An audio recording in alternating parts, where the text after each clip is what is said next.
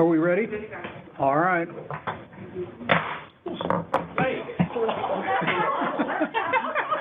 Pay attention now. Everybody's startle reflex has just been checked. I know. I've been shot. I'll call this meeting of the State Board of Elections to order. I would request that any non-participants mute their lines. Secretary LaCruz, will you call the roll, please? Chairman Brink, Present. Vice Chair O'Bannon, Here. Secretary LaCruz, here. Delegate Merrick, Here. Ms. Chang, Here.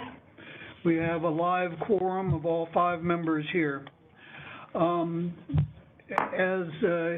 is our practice, at the conclusion of today's meeting, the board will go into closed session to receive the advice of counsel. Before going into closed session, the board will provide the opportunity for public comment on items not on today's agenda. Without objection, members of the public will be heard for 3 minutes and are welcome to submit statements for the record. Our first order of business is approval of the minutes from our meeting of January 18, 2022. Do the members have any corrections to the minutes as presented? I have a very minor one, which is the spelling of Mr. Leaf's last name. L-I-E. Very good. We go way back. Okay, Secretary LaCruz, that's on line 8. is there a motion to approve the minutes from January 18th with the correction from the chairman? So moved. Delegate Merrick. Second? Second. Okay. Been moved and seconded that we approve the minutes. Secretary will call the roll. Chairman Brink, Aye. Vice Chair O'Bannon, Aye. Secretary LaCruz, aye. Delegate Merrick, Aye. Ms. Chang, Aye. The minutes are approved 5-0. Our next order of business is the Commissioner's report. Commissioner Piper. Thank you, Mr. Chairman. I wanted to quickly update, we are in the midst of redistricting. Contrary to popular belief, we don't just move lines around on a piece of paper and end up with the voters in their correct districts. It's a lot of work. I want to praise the registrars for the work that they're doing, the staff that they're working overtime to provide assistance to the registrars. We've had some stops and starts, but as has been the nature over the last several years, we're working together to resolve those issues so that we can be ready to host the primary in June and be ready for candidate qualifications and whatnot in March. So I want to thank the registrars for working with us and being and for the partnership that we've had along those lines. That's the biggest thing that's going on. Of course, we continue to work the RFP for the new voter registration system, statewide voter registration system. More information to come on that in the next several weeks. But we are working diligently. Those are the big things that we're working on. Of course, legislation has been all-consuming, to say the least. And if I might, Mr. Chairman, it is my last meeting with the board as commissioner. And so I just wanted to take a few minutes to thank you all, specifically Chairman Brink, Vice Chair O'Bannon, Secretary LaCruz. We've been together for the past 3 years. I've known Chairman Brink and Vice Chair O'Bannon longer than I probably would care to admit at this point, but I met both of them in my first General Assembly session, which was 18 years ago. And we worked together pretty well over the years in campaign finance issues, and then again, years later as election services manager. So I was very excited to have the opportunity to work with you all again, and it's been a great partnership over the last 3 years. I think we've accomplished a heck of a lot. And Secretary LaCruz, I didn't meet you until you came on board, but I have always admired your steadfastness and your, what was the word? I had the word earlier, but the point being, I've always enjoyed working with you and your perspective that you've brought to the board. Ms. Chang, Delegate Merrick, I've actually known Delegate Merrick for a little while in my former life. but it's been a pleasure working with you, and I applaud your dedication. Anybody who says, after 2020, I want to get into elections work, brave souls. So we appreciate your dedication and your public service. I'd also like to thank VRAB and VIVA. I am one of the luckiest agency heads in the world, especially when it comes to this department. I've gotten to work with Walt Latham as president of VRAB, Allison Robbins, and now Brenda Cabrera, all incredible elections professionals. They have been amazing partners working with them. I've also had the pleasure of working with Robin Lind as president and Barbara Tabb. And Barbara, it's been great. Your dedication to the electoral boards. There's been many times I've called Barbara up and said, "Can you handle this electoral board?" And she has been great to work with in providing a lot of support. With VRAB, it's just really been an incredible partnership. Allison's here, so I just want to thank you, and I want to thank the team. Your leadership and the leadership of VRAB makes Virginia the best state in the country for elections. I mean, it's bar none. And it's the partnership that we've had over the years. I want to thank Carol and Josh's predecessor, Heather, for the incredible partnership that we've had. 2020, we became really close. As we fought through, I think, well over 30 to 40 lawsuits in a day. And then we started the next day. And I've worked with Josh in the past. I'm real excited to have Josh on the team going forward. And I'm sorry we won't get to work together going forward, but I really have appreciated your partnership over the years as well. And last, as far as thanks and appreciation, the hardest part about not getting to continue doing this job, there's a lot of those, but it's really the staff. You know, you get lucky. Sometimes you assemble a great team, but this has been an amazing team. They are dedicated, passionate, hardworking people that are flexible and put up with me randomly spouting things off. But when they're tasked with something, they do it to the best of their ability. I've been very, very lucky these past 4 years to get to work with all of these people, every single one of them that walked through the door. Somebody just walked through the door, Risa. I met her on my first day back in 2003, and we've known each other all these years.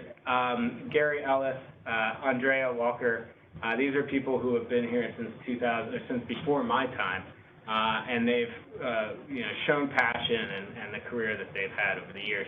I also want to quickly, and I don't want to single out any staff, but I do want to single out former Deputy Commissioner Jessica Bowman and my confidential policy advisor for a number of years, James Keogh. Anybody who's been an appointee will understand that you get dropped in with these people. You don't know who they are, and you just hope you can get along and work well together. Jessica and James were like the yin to my yang. We filled in each other's strengths and weaknesses in ways that made it a pleasure to come to work every day. And I've missed them since they both left me. But I've also been blessed with Rachel Lawless to come in, and she's been reappointed going forward, but she has been a great addition to the team. And last but not least, really the overarching desire that I had here, having been a classified employee, was to ensure that this incredible staff, no matter who sat in my chair, had the ability for continuity, that they had a static leader at the top that can withstand the changes in administration. And I've made a lot of hires in my career, but I don't know that they get much better than DJ Geiger, who is our Director of Operations, and really setting a foundation for this agency to be successful for many years. So it doesn't matter who's leading at the top. We have that stability and continuity going forward, so real excited about that. just a couple more things, if I might, Mr. Chairman. Absolutely. I came in 2018 with this silly, naive idea that we would slow elections down, that we could slow things down and not make so many changes that we would still be successful. And I think we were doing a good job of that until 2020 hit. And that was completely and utterly out of our control. However, Virginia was well set. We had already instituted no excuse absentee voting. And we needed to work hard to make voting safe and successful. I'm incredibly proud of the fact that Jess, James, and I, and other staff, about 2 years ago this month, right, sat around and said, well, how are we going to pull off elections in this pandemic? And we decided right then and there that the goal was to ensure that no matter how people wanted to vote, that we made it safe and accessible. And I'm proud to say, when you look back at the statistics for 2020, it's about dead even in the number of people who voted early and in person, the number of people who voted by mail, and the number of people who voted on Election Day. We often said we wanted to create the Burger King of voting, where you can have it your way. We established drop-off locations. Working with the board, we established the requirement that all absentee ballots have intelligent mail barcodes so that voters could track their ballots through the mail. We worked to ensure that all ballots had official election insignia. Those regulations were huge and a big benefit to those who were not used to voting by mail. We partnered with the Medical Reserve Corps to ensure that people in the polling places on Election Day were able to vote safely and without issue. And without a doubt, I think Virginia came out as a shining example of what we can do together when we work together. Which reminds me, through all of that, and through the 4 years that I've been here, I've never seen a governor who is more supportive of election officials and of this staff and this department than I did with Governor Northam and his staff. I want to thank Secretary Connor and Secretary Johnson for their leadership, for their ability to get things done when we needed to get done, and for Governor Northam, who never failed to come and visit with the staff and talk with the staff anytime he was asked. It was pretty incredible to have the kind of support that we've had over the years. And I will even gladly thank the General Assembly. This has been the most well-funded agency that I've been a part of in all the years that I've worked in state government. And I appreciate their willingness and ability to work with us over the years. You know, I think at the end of the day, there's been a lot of great work here. And it's not on me, it's because of this incredible team and the partnerships that we've created. You know, people have asked me, they say, well, how do you feel about this job, about having, about leaving? And I've been struggling to put it into words, but I happen to be watching a show called Ozark on Sunday night. And if you haven't seen it, this family is basically locked in a very terrible situation. And there's opportunities throughout the show where they can get out. They can get out of this terrible situation, yet they keep staying in. And when asked, one of the characters was asked, why don't you just get out? You can just leave. And she says, when you've been fighting for your life this whole time, everything else that you did before seems dull. And that's what it comes down to. This is the greatest job in the world. It really is. It's been the honor of my lifetime to work here. And that there were times when it felt like we were fighting for our lives to ensure that we got the job done and that people could vote. I'm going to miss being part of that. The only last thing that I want to say, that I want to leave with, is that I hope that the General Assembly finishes and completes the bill, and that the governor signs the bill, taking the appointment authority for this position, for the commissioner role, and putting that in your hands. I think it is the number one thing we could do for the public to feel better about how elections are run here in the Commonwealth. I think they feel pretty great, but I think they would feel even better under that scenario. And I hope that that is the law of the land when all of this is said and done. Along those lines, is that Ozark? I'm looking for your. Okay. I'm being your early warning here. Along those lines, you know, election officials across the country, and even here in Virginia, for the last 2 years, year and a half, more than 2 years, for a long time, have been under relentless attacks. People questioning how elections are administered, people making statements that are frankly dangerous. And I know many of my colleagues around the country and registrar's colleagues around the country have suffered relentless physical threats, acts of violence, demonizing in print and on the internet, and it's all fueled by a really big lie about how our elections are run. And it's perfectly fine for reasonable people to disagree about election policy and the policies surrounding how we administer our elections. But one thing is undeniable. The election officials that I've worked with, the election officials I know, are dedicated and they're passionate about what they do. And I hope and pray every day that our leaders will stand up and denounce these relentless attacks. I hope and pray that when they see these baseless claims about our elections, that they will denounce them. Now, they don't have to prop up those people that are making those claims, but they do, in fact, need to stand by our election officials. They need to tout the great work that they do, the dedication and the passion that they have. It's critical to our country's future. At the end of the day, we are not perfect. Everybody running the show, the elections administration gig, is human, and we make mistakes. When those issues are brought to our attention, we work hard to address them and to learn from them. We have 4 years of post-election reports where we have sought to be very transparent about the issues that occurred during an election and to learn from them and get better at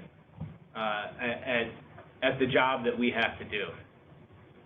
So I'm happy, and I know this staff and these registrars are happy to take that information, to learn from it. But everything I've ever seen, these baseless attacks, there's an easy explanation for it. 9 times out of 10, they're just not looking in the right spot. But either way, we can have that discussion.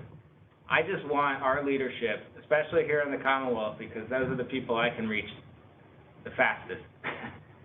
Stand up. Protect your election officials. Tout your election officials. They're working hard every day to ensure that we can all have a voice in our country's future. And I hope that message gets through loud and clear. For that, Mr. Chairman, thank you for the honor of working with you all and working with this incredible community. I'm not going anywhere from elections. I will be sticking around, not here necessarily in this role, but there's a lot of work to be done, and I'm looking forward to it. Thank you. I'm going to exercise the prerogative of the chair and call up a resolution for the board's consideration. Back when I was a member of the General Assembly and sponsored resolutions of this kind, I usually would skip over reading all of the whereas clauses, but I think in this case it's important to put the specifics of this resolution on the record. Secretary LaCruz, would you read the resolution? Yes, Mr. Chair. Resolution of the Virginia State Board of Elections commending Christopher E. Piper for his service as Commissioner of the Department of Elections. Whereas Christopher E. Chris Piper's service to the Commonwealth as Commissioner of Elections will end on March 11th, 2022. Whereas Commissioner Piper has a distinguished record as a veteran administrator within Virginia state government, as Deputy Director of the Virginia Tobacco Region Revitalization Commission, and Executive Director of the Virginia Conflict of Interest and Ethics Advisory Council, in addition to his previous service in elections administration. Whereas, since 2018, Commissioner Piper has led the Department of Elections with unquestioned professionalism and integrity. Whereas, in that position, Commissioner Piper guided the department and the Commonwealth's elections community through the challenge of adapting to changes in election processes due to a global public health emergency. Whereas, at the same time, Commissioner Piper took steps to improve the efficiency and effectiveness of agency operations, including the development of training and certification programs for local elections officials and upgrading the agency's outdated information technology. Whereas recognizing the threat to voters' trust in the election process, Commissioner Piper led the agency in conducting Virginia's first risk-limiting audit, developing first-in-the-nation security standards for local access to the statewide voter registration database, and overseeing a voter education and outreach program to promote transparency in elections and combat misinformation. And whereas Commissioner Piper is a distinguished leader in election administration nationally through his participation in organizations including the National Association of State Election Directors, the Election Registration and Information Center, and the Standards Board of the Federal Election Assistance Commission, now and therefore it be resolved that the State Board of Elections commends Christopher E. Piper for his skillful management of the Department of Elections and thanks him for his service to the board and department, the Virginia elections community, and the Commonwealth. Do any members wish to comment on this resolution? Does any member of the public wish to be heard on the resolution? I'd just like to say one of the highlights of my time here in Richmond has been the chance to work with a couple of the best government managers around. One of them was the late Jim Rothrock, who headed the Department for Aging and Rehab Services for a number of years, and the other one is Chris Piper.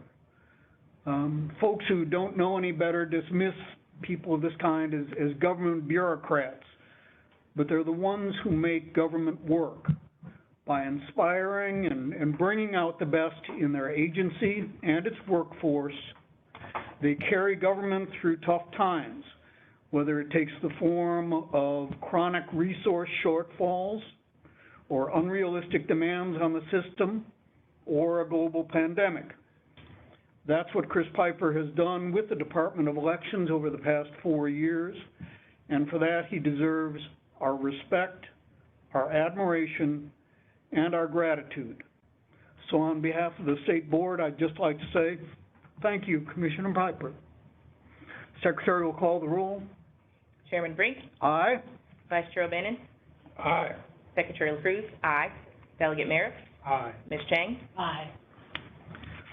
Motion passes 5-0. Thank you.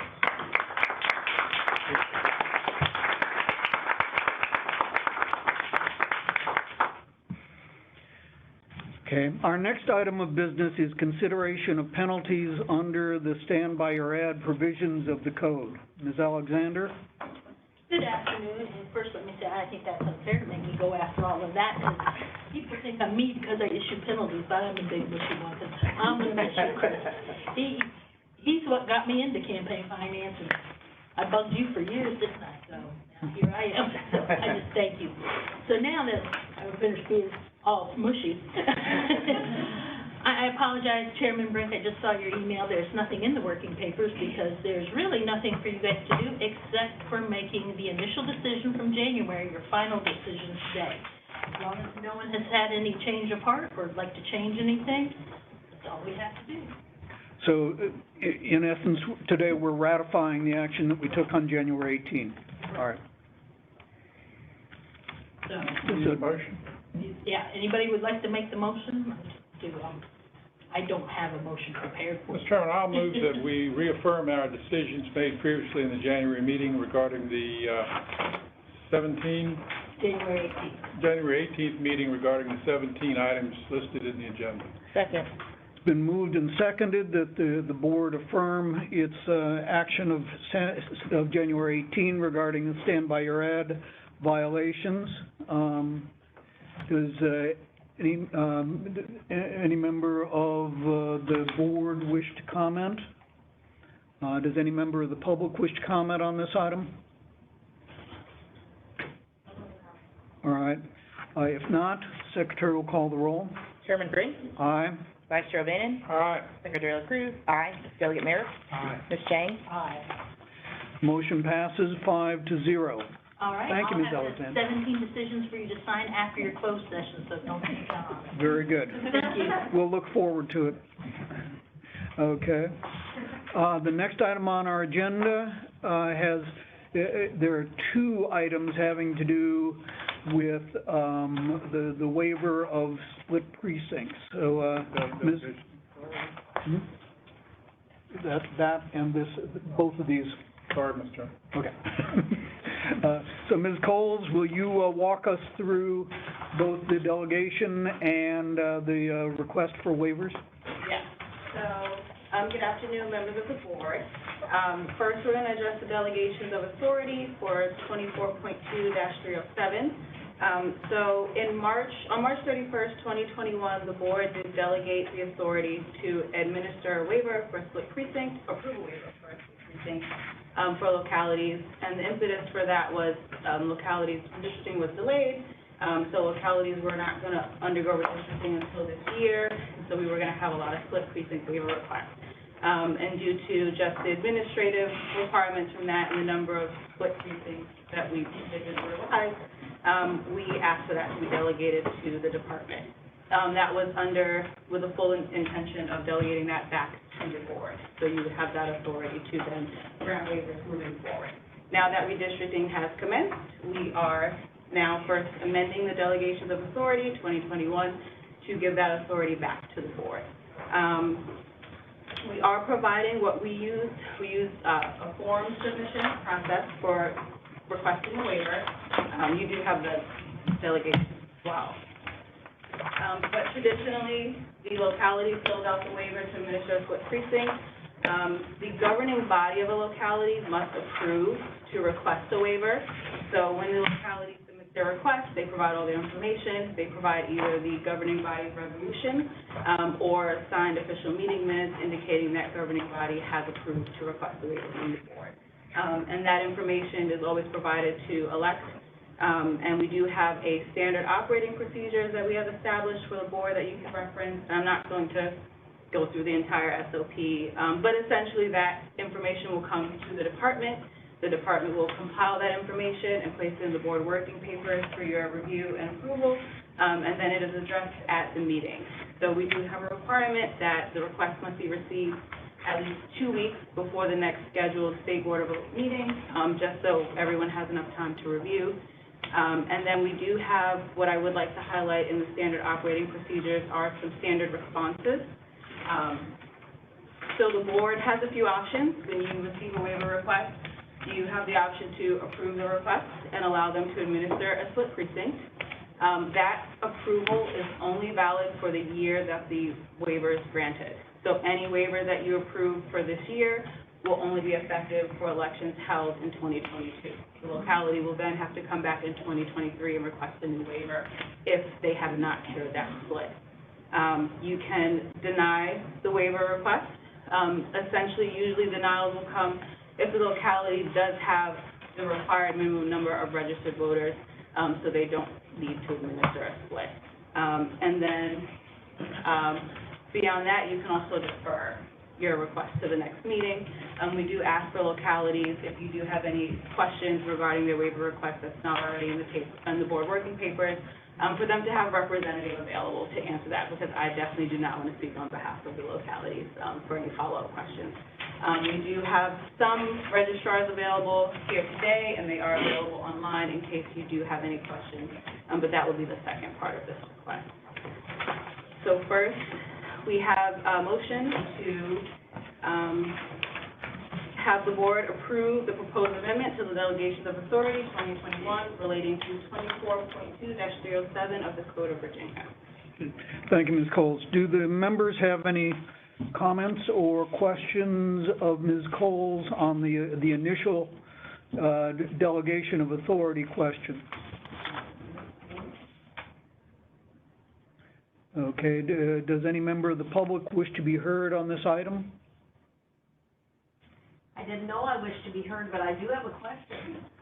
Annual, and why is that? Hey, can you introduce yourself?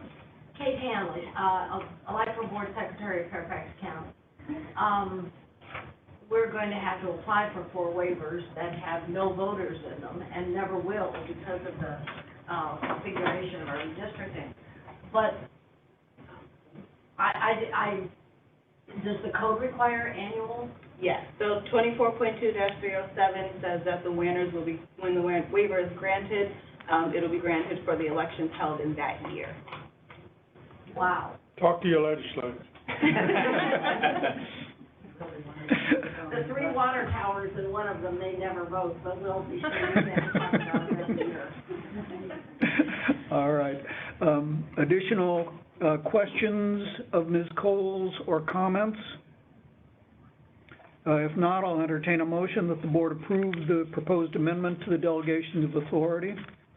Mr. Chairman, I move that the board approve the proposed amendment to the Delegations of Authority 2021 relating to Code Section 24.2-307 of the Code of Virginia.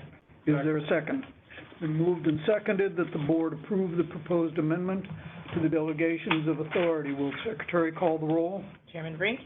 I vote aye. Vice Chair O'Bannon? Aye. Secretary LaCruz? Aye. Delegate Merrick? Aye. Ms. Chang? Aye. The motion passes 5-0. The next item on our agenda, relatedly, is 5 localities' requests for a waiver to administer a split precinct. Ms. Coles? And after your decision for each locality, it is in our standard operating procedures that the staff member from ELECT, in this case myself, will make sure that the locality receives a written confirmation of your decision, and we do have that's within 3 working days, so just to make sure they get a response as soon as possible. So first we have Albemarle County. They have a split between their 7th and 5th congressional districts. They believe that this will impact approximately 60 to 70 registered voters. They have provided their governing body's resolution, and they have also provided the map showing exactly where that split is. And then just as additional background, 24.2-307 says the minimum required registered voters for a county should be 100, and the minimum required number of registered voters for a city is 500. So this having approximately 60 to 70 voters impacted is under the minimum number of registered voters required, and so they are asking if they may administer a split. You have the option to approve this request, or you can have the locality establish a precinct without meeting the minimum number of registered voters, which is authorized under 24.2-309. And I leave that to you. All right. I think it would be best to vote on each of these waivers individually rather than as a block. So do I hear a motion that... Can I ask, I don't want to slow the train down, but I just want to understand.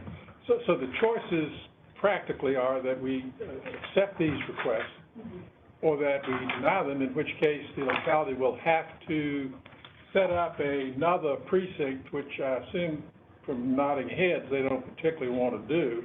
And so it sort of boils down, but I do have to say the time I've been out here, split precincts engender some of the problems. And so I just want everybody to understand that. I'm probably going to vote for all of them, but at least we understand. Mr. Chairman, if I might. I think that, and I don't like to get inside legislators' heads. It's not a place I want to be, but I can say that now, right? Okay. But I think the intention is to ensure that localities, governing bodies, as they're drafting their ordinances for redistricting, that they're cognizant of this. We, I think, had nearly 300 split precincts, and to your point, a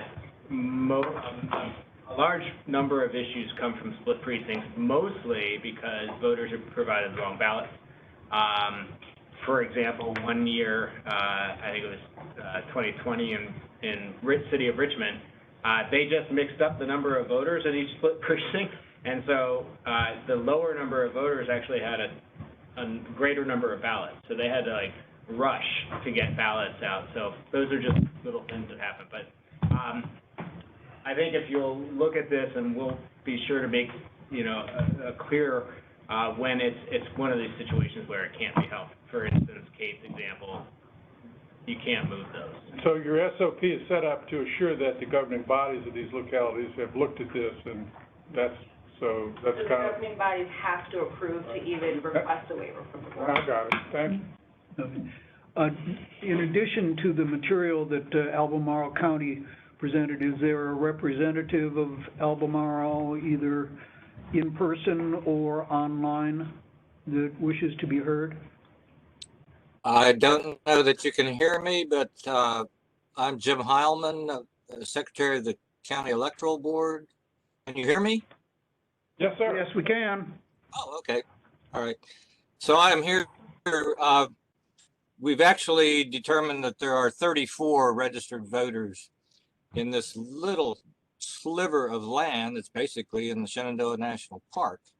And why the special masters in the Supreme Court sliced off this and put it in the 7th district, whereas the rest of the county is in the 5th district, we do not understand. But anyway, unless we could find a cabin up in the park to have a polling place, still we've got only 34 registered voters in this split. Okay, does any other member of the public wish to be heard? I would point out that following election Twitter, the small sliver of Albemarle County actually has its own Twitter handle and Twitter account now. So, so we're right up on social media. Yes, people are having fun with this. One of the census blocks shows one individual. I think it must be Smokey Bear. I don't know who else it would be. All right. Additional questions or comments of Mr. Heilman or of Ms. Coles? If not, I'll entertain a motion that the board approve the waiver request of Albemarle County. I'm, Mr. Chair, move that we approve the waiver request for Albemarle County. Is there a second? Second. Okay. It's been moved and seconded. Secretary will call the roll. Chairman Brink? I vote aye. Vice Chair O'Bannon? Aye. Secretary LaCruz? Aye. Delegate Merrick? Aye. Ms. Chang? Aye. Motion passes 5-0. Next up is Caroline County. Ms. Coles? So Caroline County has a split. Let me check. They list it here. But they have a split, and this is precinct 303, and they state that the split would impact, the new precinct is estimated to be about 800 per population, with a voting age population of approximately 577. So they are requesting a waiver to permit the county to conduct all 2022 elections within the precinct in the Port Royal district. Okay, members? Attached their minutes. Okay. All right, members have questions of Ms. Coles regarding Caroline County's request? In addition to the material that was provided, is there a representative of Caroline County, either in person or online, who wishes to be heard?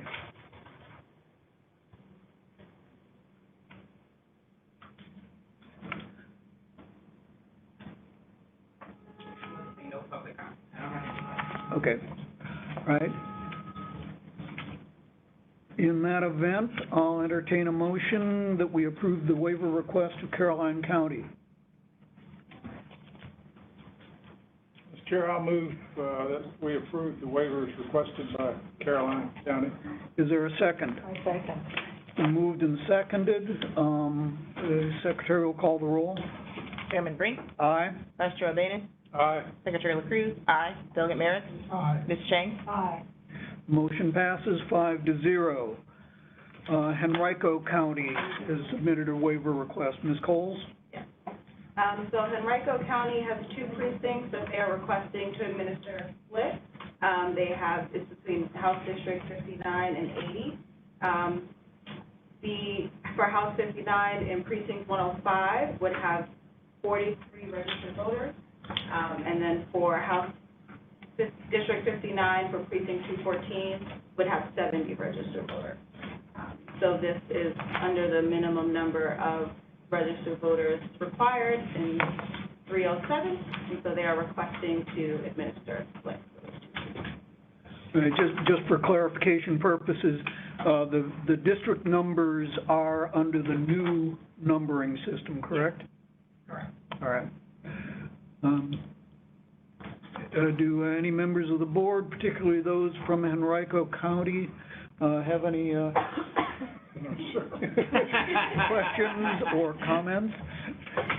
All right. In addition to the material that's been provided to the board, is there a representative of Henrico County, either in person or online, who wishes to be heard on their request? Yes, sir, Mr. Chair. This is Mark Coakley, the registrar for Henrico County, and I'd like to address the board, Mr. Chair and members of the board. When we did our reapportionment for Henrico County, we reduced our number of precincts from 91 to 89. When the special masters from the state Supreme Court created the Congressional, State House, and State Senate District, they created 11 split precincts in Henrico. We reduced that number to 2, and as you can see, 49 voters and 70 voters respectively. We asked the special master in comments to move those lines so we wouldn't have splits, and they refused to do so. Therefore, we're coming to you with the request waiver of the 2 split precincts. Thank you, Mr. Coakley. Any other member of the public wish to be heard on Henrico County's request for a waiver to administer a split precinct? If not, I'll entertain a motion. Mr. Chairman, I move that we approve the request for waiver for Henrico County. Is there a second? second. It's been moved and seconded. Will the secretary call the roll? Chairman Brink, Aye. Vice Chair O'Bannon, Aye. Secretary LaCruz, aye. Delegate Merrick, Aye. Ms. Chang, Aye. The motion passes 5-0. Fourth locality is Chesapeake City. Ms. Coles? So the city of Chesapeake, which has provided their governing body's resolution, has a split with precinct 54, and this is following the reapportionment from redistricting. So there is a split in the congressional setting House that sits on the Suffolk City line, and this would impact approximately 175 voters, which is under the minimum requirement of registered voters for a city, which is 500. Okay, do any members have any questions of Ms. Coles regarding Chesapeake City's request for a waiver? In addition to the material that was submitted to the board, is there a representative of the city of Chesapeake who wishes to be heard on this request? Yes. Mary Lynn? Can't hear her.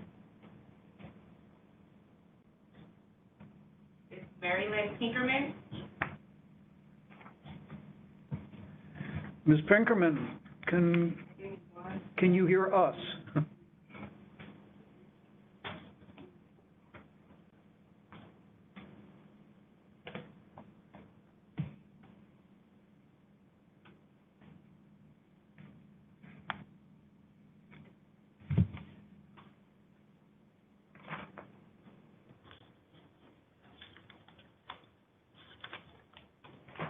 One moment, I'm reaching out to check. Go ahead. So it's, Southampton County. Should, we- yeah.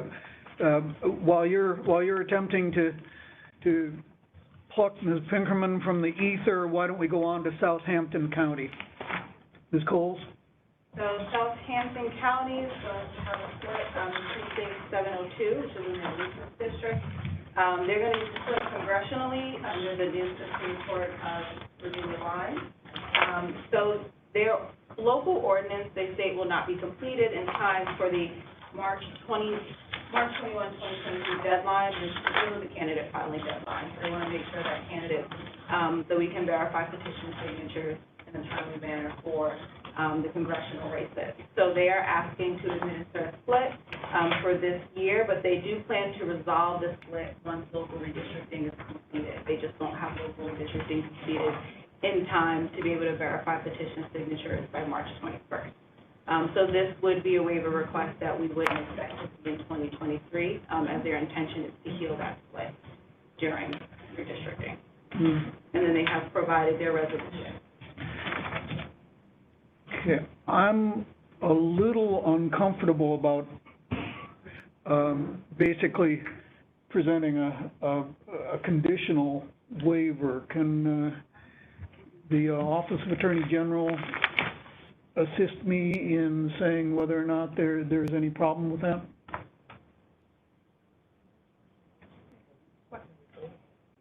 There's nothing in the Code of Virginia that talks about a conditional approval. Right. So when are they going to be compliant? Maybe I missed it. They did not provide a direct date. There may be representation, but they plan to have this healed this year, but they would not have their local ordinance passed in time for them to verify petition signatures by the March 21st candidate filing deadline. Can I ask a question? Absolutely. Does the code specify when local redistricting is supposed to be complete? I believe it says that it's supposed to be pretty much implemented immediately, so there isn't like a specific, like April 1st, local redistricting. So there's not a time specific? Right. Supposed to be as soon as possible.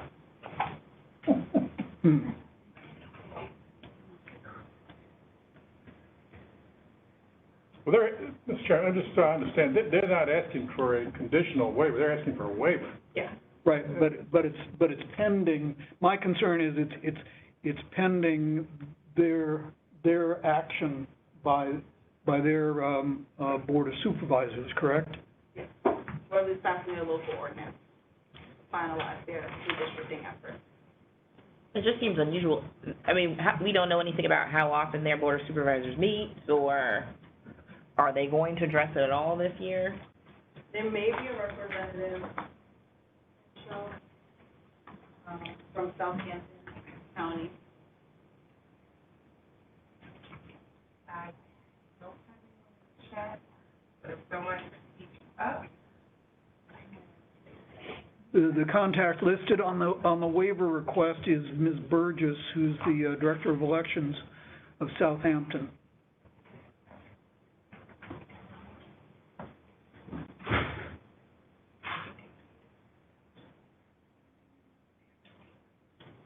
I don't have Ms. Burgess in our call. I'm going to bring up the phone.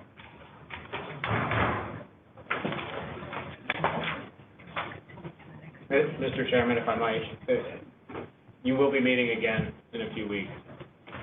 All right. If it doesn't, there's obviously some discomfort moving forward, and there's no reason for you to act today. There's no imperative. In that event, I would, without objection, I would defer the request of Southampton County. I would second the motion. Okay. All those in favor? So is it to defer to the next meeting? Correct. Correct. And if there are any follow-up questions or specific information the board would like me to gather, to make sure to submit that in writing to the locality so that can be prepared for the next meeting. All right. Thank you. Have we been able to capture Ms. Pinkerman? Yes, she's switching her audio.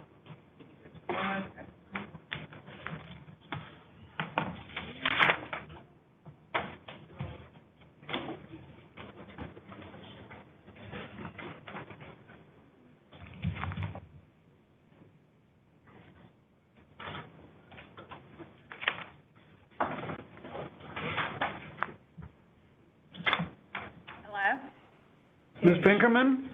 Yes. We can hear you. Okay, great. Sorry about that.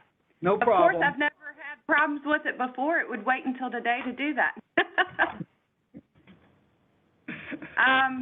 We were asking for a split. That one piece that we have sits on the Suffolk border, whereas you can see we've adjusted everything else throughout the city, where the next door precinct, if it had the same districts, we could shift borders and make everything happen. This was the one where there was no other solution. And because there are so few voters, it was not legal to make a new precinct of this. And like I said, it does sit right on the border. And according to your submission, this would affect 175 voters approximately? Yes, sir. All right. Members of the board have any questions of Ms. Pinkerman? Any member of the public wish to be heard on the request of Chesapeake City for a waiver? If not, I'll entertain a motion.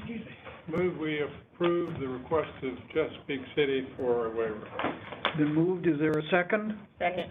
It's been moved and seconded that the board approve the request for a waiver of Chesapeake City. Will the secretary call the roll? Chairman Brink, Aye. Vice Chair O'Bannon, Aye. Secretary LaCruz, aye. Delegate Merrick, Aye. Ms. Chang. Motion passes 5-0. With the deferral of consideration of Southampton County, that completes this agenda item. Thank you, Ms. Coles. Next item on our agenda is the presentation of the report on the department's risk limiting audit. Ms. Hoyt-Stewart? Hi, good afternoon. We've provided the report to you. I hope you worked hard, Rachel, a lot, worked hard on it. We tried our best. As you know, we reported the last meeting that the 75th District was successful in its first round, and it accurately reflected that the results were the same. Okay. Okay. But we didn't report on the 13th District because we had to go to a second round in the RLA. So we went to the second round, we pulled a total of 4,520 ballots, and to confirm in the second round that the results did accurately reflect the results of the election. We have to think, long term when we do these RLAs, now going forward, now that we've had this experience of going into round two, we're going to try to plan to have them lock out more days in case we have to immediately go to round two versus pulling everybody back a week or two later and finishing that. But just want to report that. Any questions on that risk limiting audit? Do the members have any questions or any comments for Ms. Hoyt-Stewart? So this was really thorough. Is this going to be made available to the public on the elect website? Okay. Yeah, we'll put it on there.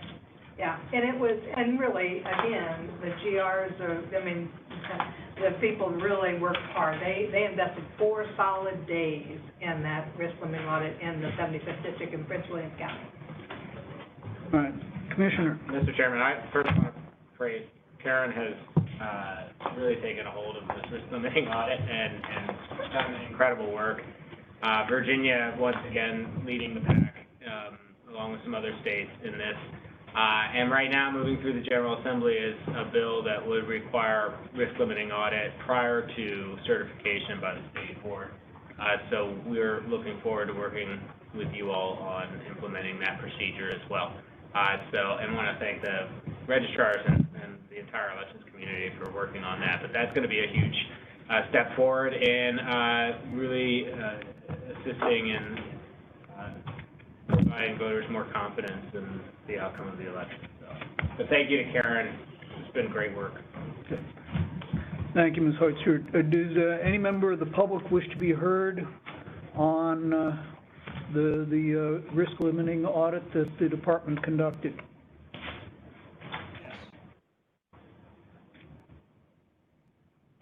Can you hear me? Is there someone online? Yes. Would you identify yourself, please? Yeah, hi, I'm Ned Jones from Henrico County. Yes, sir. Yeah, I just have a couple of comments about risk limiting audits and the one that was just presented. They're actually a waste of time, energy, and taxpayer money because they don't audit anything. As a matter of fact, what they are is part of the infiltration of left-wing, nonprofit, partisan organizations into our election system. In the case of risk limiting audits, it's an organization called Verified Voting that pushes these audits. It's funded by an organization called the Democracy Alliance, which is aligned with George Soros funds. The program that we use, Arlo, is from an organization called Voting Works. Again, a nonprofit partisan organization funded by George Soros.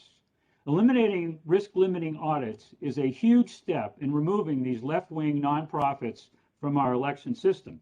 However, you have a conflict in the Department of Elections in Virginia. One Rachel Lawless, a confidential policy advisor, has a history of partisan activity.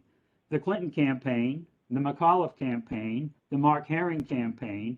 She worked for the League of Women Voters, which is heavily funded by Soros, and an organization called Rock the Vote, from the Democracy Fund, which is also funded by George Soros.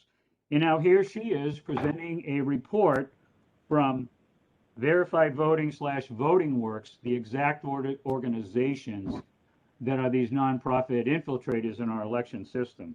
And in Virginia, it's not just the Zuckerberg grants, the Center for Voter Information. It's an organization called Ballot Scouts, which tracks the ballots. That's another nonprofit partisan organization. And the Center for Secure and Modern Elections, on and on. This year, our legislature had the opportunity to remove some of Soros's money from our election system, and they didn't take that opportunity. And I believe it was because they were uninformed.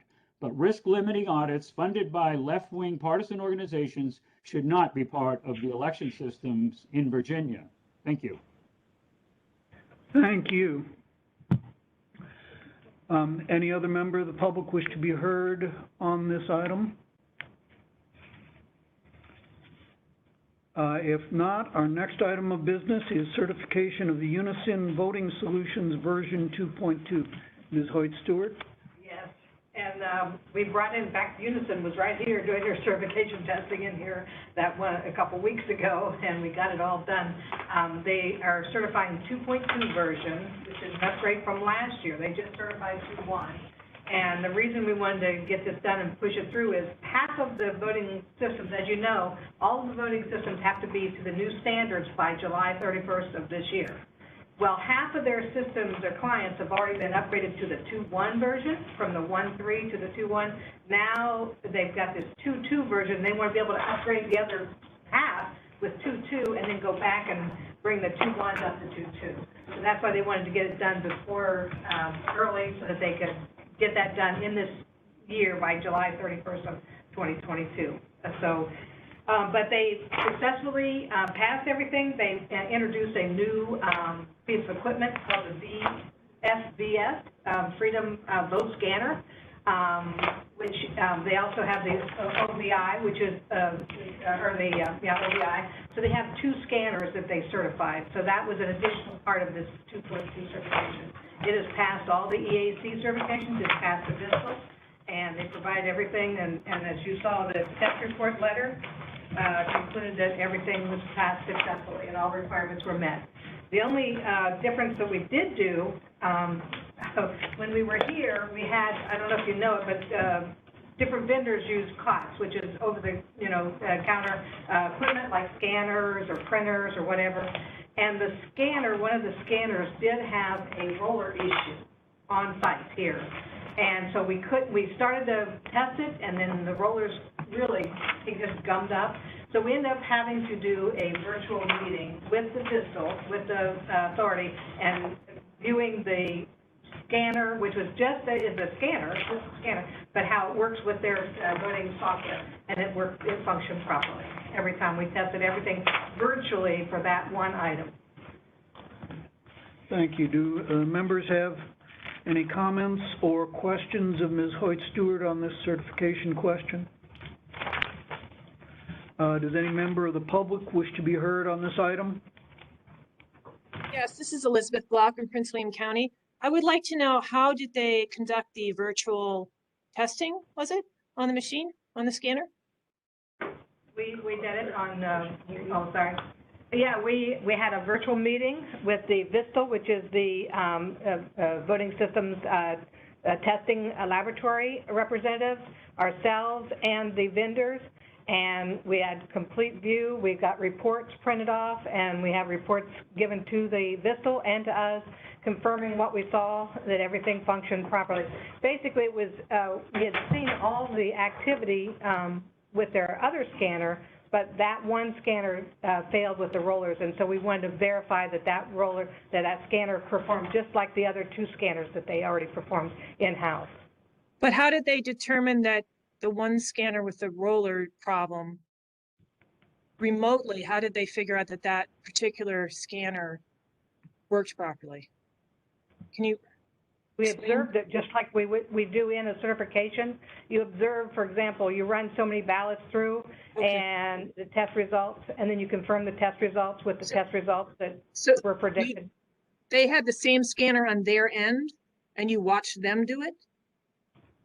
They had the same scanner that we had here, but it failed in the office. But it was the same model scanner. It was the same. It wasn't the exact same scanner because that one is still failed. And you know, with the supply chain problem, they couldn't get a new scanner sent here. Yeah. So. Okay. Thank you very much. Okay, thank you. Any additional comments or questions from a member of the public about this item? If not, I'll entertain a motion to approve certification of the referenced voting system. Chairman Brink, I move that the board certify the use of Unison Voting Solutions Voting System version 2.2 in elections in the Commonwealth of Virginia pursuant to the state certification of voting systems requirements and procedures. Is there a second? It's been moved and seconded that the board approve certification of the referenced voting system. Secretary will call the roll.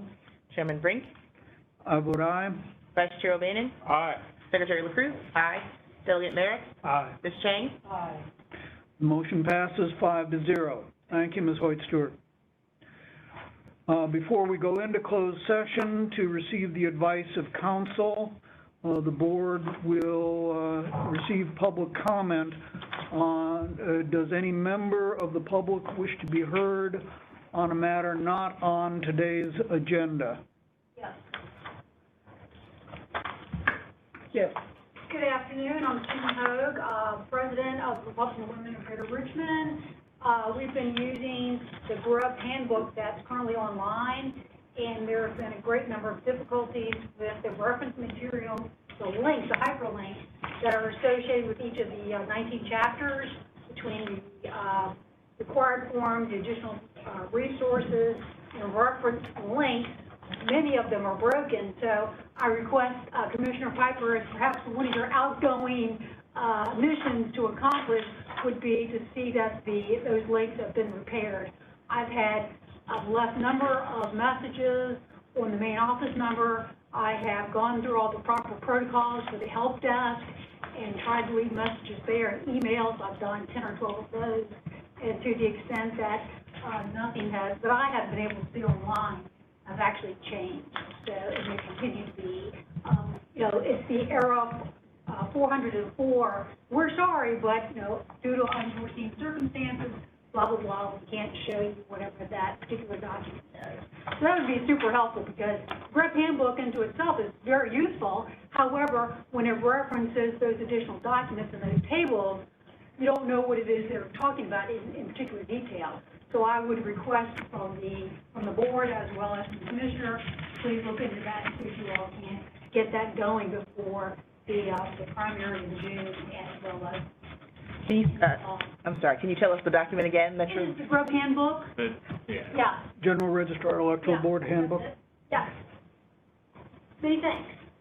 Mr. Chairman, so we just happen to have our FOIA officer here, so we'll comb through and look through it's surprising to me that you would state that we have all emails and phone calls and you haven't been responded to. I'm not trying to I want to get to the bottom of that because that's not how our office is supposed to operate. So we'll go through and do that, and certainly we'll get those corrected. it's surprising to me that those are broken as well. But certainly that's not the way we like to do business, so we'll jump on it right away. Okay, thank you. And, it'd be useful for us maybe to have this, whether we do it in the new commissioner's report or we have a report from somebody on the elect staff, about that at our next meeting. Very good. Yes. Ashley's on top of it. We'll do that. All right, any additional, good to see you, Ms. Hope. Likewise.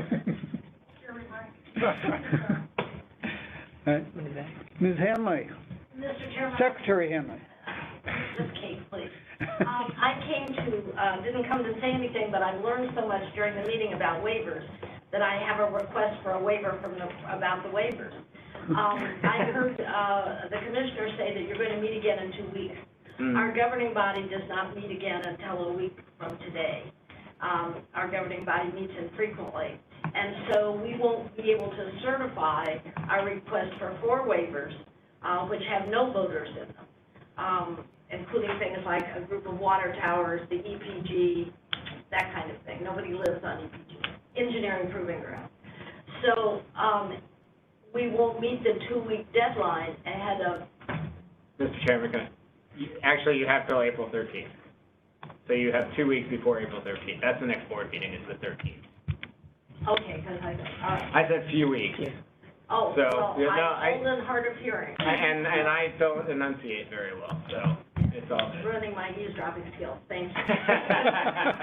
Thank you, Secretary Hanley. And I will have to say, Mr. Chairman, having looked at some of the dates and deadlines and the votes we've already taken, it may not have all do.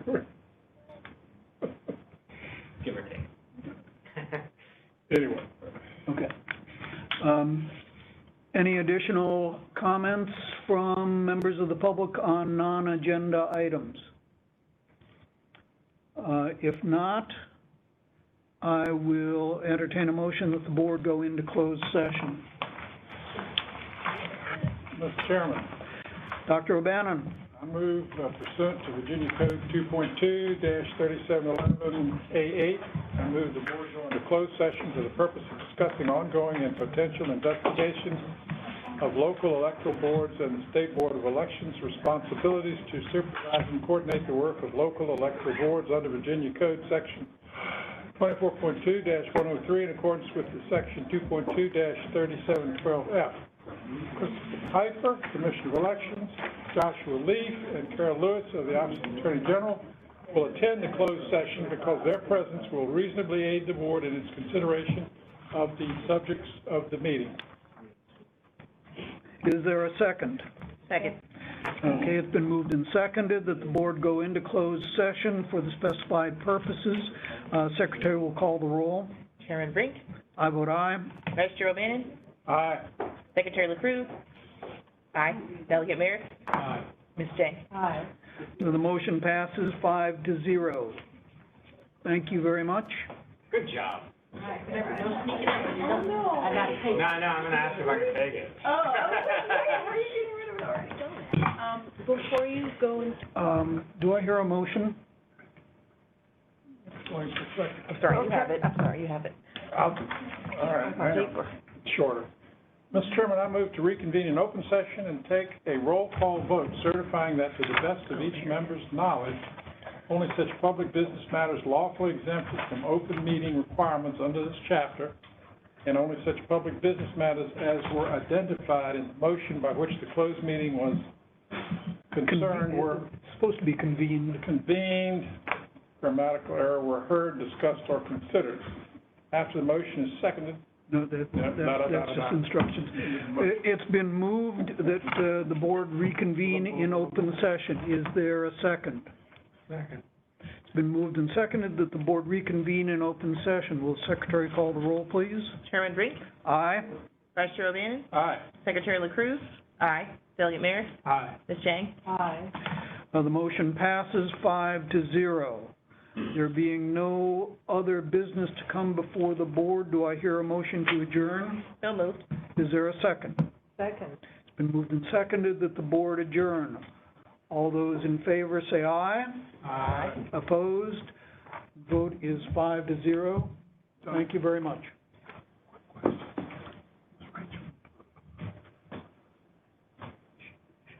Well, now I get to go to committee.